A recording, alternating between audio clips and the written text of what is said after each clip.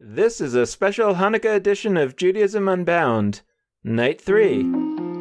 Welcome back, everyone. I'm Dan Liebenson. And I'm Lex Rofberg.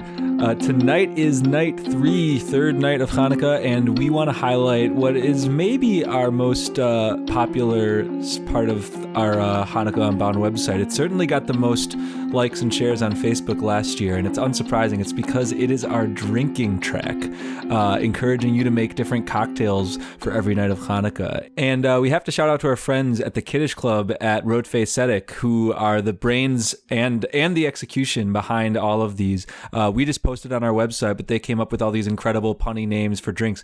And you can check out all of them, but my favorite one is actually the shamash, the helper candle that they identified, and they called that drink Elisha ben Abuya, spelled Booyah, as in booyah. Some of you may recognize this character. He's a famous heretic in the Talmud.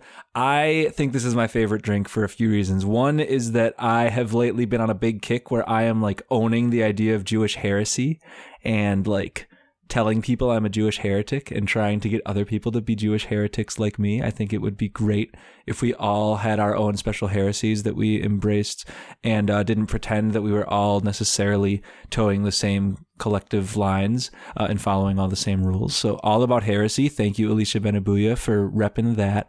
And also, I just read this amazing book, Hapardesh Shel Akiva, which in English is The Orchard, which Dan actually translated into English. It's not out yet, but it will be out in a few months.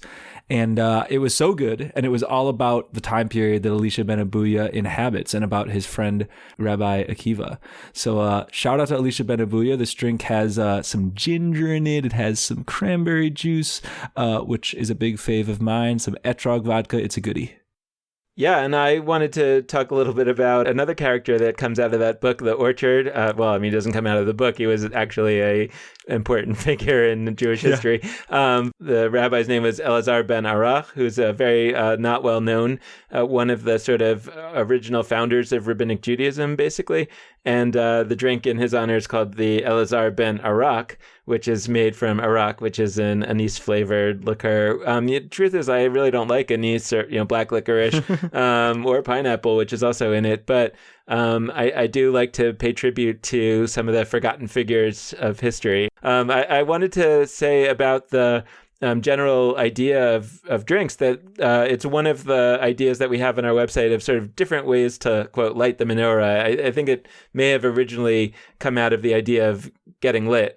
And that, you don't only have to light, you can get lit. And but I think there's all kinds of things that we were exploring with that. Could we have drinks that each of which is a different color? And, I was thinking that a set of drinks would be cool that would have some of the seasons, like pumpkin spice, or things like that kind of come out of the season that we're in. And what would 8 different drinks be like that seem like winter drinks? And we would love to hear all of your ideas on the drink front. I feel like that's something that our listenership can get behind and would have some great brainstorming potential. So please send those our way at dan@judaismunbound.com or lex@judaismunbound.com. Make sure that you pour those drinks so that they overflow, because one thing Dan didn't mention about Elazar ben Arach is that he's analogized in the Talmud to an overflowing spring. So yes. I guess we got to pour those drinks heavy.